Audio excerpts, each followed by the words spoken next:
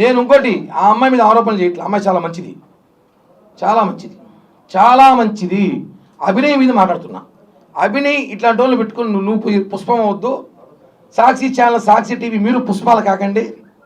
రేపు ఆ అమ్మాయి ఇలాంటి అమ్మాయి దొరికిపోయింది, ఇలాంటి అమ్మాయి ఓమో దీనికోసం డిబేట్లో పెట్టామని చెప్పి పుష్పాలు కాకండి.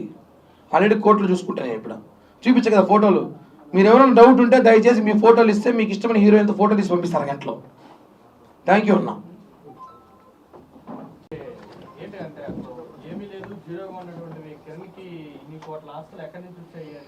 కరుణాకర్ రెడ్డికి ఎట్టొచ్చి చెప్తే నేను కూడా చెప్తా. లేదా నేను 200 కోట్లు తిరుపతికి వచ్చాను అనేసి ఒకసారి చెప్పాను. నాకు ఎక్కడికి ఆస్తులు అంటే చెప్తే నేను కూడా దిక్కుంటా. కొంచెం నేను రాత్రి నుంచి కన్ఫ్యూషన్లో ఉండా.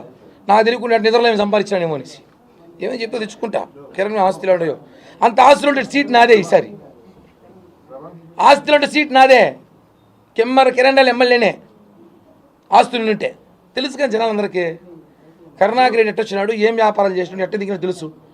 నువ్వు కిరణ్ రాయలు ఏమి ఆస్తి లేనాడు, బేడాలు వేసేవాడు కిరణ్ రాయలు, కిళ్ళి వేసేవాడు కిరణ్ రాయలు డిబేట్లు పెడతారు. అప్పుడు నా గురించి డిబేట్ ఎందుకు? మీకు నా గురించి డిబేట్ ఎందుకు? ఏమైనా వార్తలు ఎందుకు? అద్భుతమైన ఫోటోలు పెట్టడం ఎందుకు? డిస్కషన్ చేస్తాను రాష్ట్రంలో. యూట్యూబ్ ఇంత అందంగా ఉన్నాడు అనేసి. అవును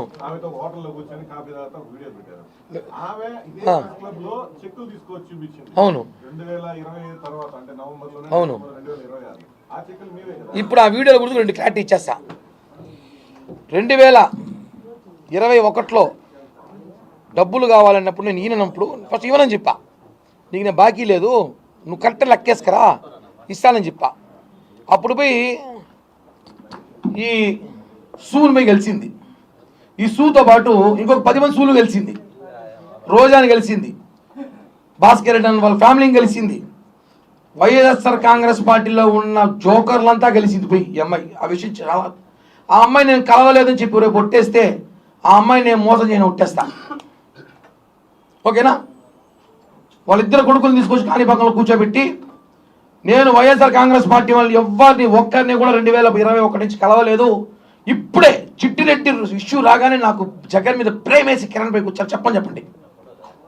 డ్రామాలు ఆడతారు అందరూ. 15 లక్షలు మినర్వా హోటల్లో తీసుకొని మిగతా 15 లక్షలకి చెక్కులు 2026లో ఒక చెక్కు, 25లో ఒక చెక్కుకి డేట్ వేసి ఇచ్చా. నా దగ్గర డబ్బులు లేవు, నువ్వు ఇచ్చిన డబ్బులు మనం అప్పుడు బిజినెస్లో పెట్టారు, ల్యాండ్లు కొన్నాము, చిట్లు వేసాము, రకరకాల వ్యాపారాలు వేసి నష్టపోతే ఇంకోటేంటి ఈయన కోర్టుకి వేసుకోబో, ఆధారాలు లేవు కదా అంటాడు. నేను ఆడపిల్ల కదా అని చెప్పి ఒక 2 పెద్ద మందిని తీసుకొస్తే సరే పోనీ 30 లక్షలే కదా సెట్ చేద్దామని 30 లక్షలు ఒప్పుకుంటే 30 లక్షలకి 15 లక్షలు డబ్బులు ఇచ్చా. ఆ 15 లక్షలు ఇచ్చినప్పుడు ఒక వీడియో ఇచ్చింది, 15 లక్షలు చెక్కు తీసుకుని ఒక వీడియో ఇచ్చింది. ఎందుకు ఈ వీడియో తీసుకుంది సార్? ఈ అమ్మాయి వీడియోల మీద బతికేలాగుందిరా మనకి, ఎందుకైనా పనికొస్తుందేమో భవిష్యత్తులో అని చెప్పి నేను చేసి తిక్క పని 2 వీడియోలు తీసుకోవడమే.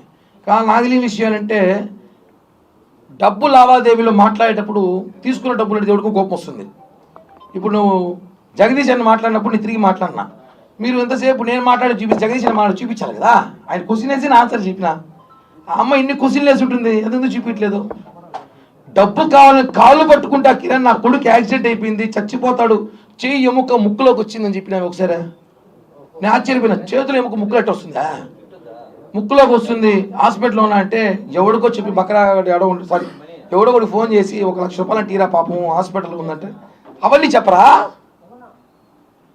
రీసెంట్గా నీ అగ్రిమెంట్ ఇచ్చిన తర్వాత నీ కొడుకు యాక్సిడెంట్ చెయ్యి వాడు ఏదో ఊర్లో వేసి దాంతో తిరిగి పడిపోయి వస్తే ఈ ఎముక ముక్కులోకి వచ్చింది అబద్ధం చెప్పి 1 లక్ష రూపాయలు డబ్బు కావాలంటే నేను ఇచ్చి పంపించిన, అకౌంట్ ట్రాన్స్ఫర్ చేసిన, డీటెయిల్స్ ఉంది, నీలాగా నేను రికార్డులు చేసుకోను, సమయం సందర్భం వచ్చి ఇలా అన్నీ బయట తీసుకొస్తా. తీసుకోలేదని చెప్పు డబ్బులు తీసేసుకొని ఇప్పుడు నీకేదో కమిట్మెంట్ నీ కొడుకుని అమెరికా పంపిస్తాను అభినయ్ అన్నాడో లేదా ఆస్ట్రేలియా పంపిస్తాను అభినయ్ అన్నాడు తెలియదు, కానీ వాళ్ళ జూటా మాటలు నమ్మి ఈరోజు నువ్వు బయటకు వచ్చి ఈరోజు 1650 కిలోమీటర్ జైల్లో నీరు ఊసలు లెక్కెడుతున్నావు అంటే అమాయకత్వం నీదే.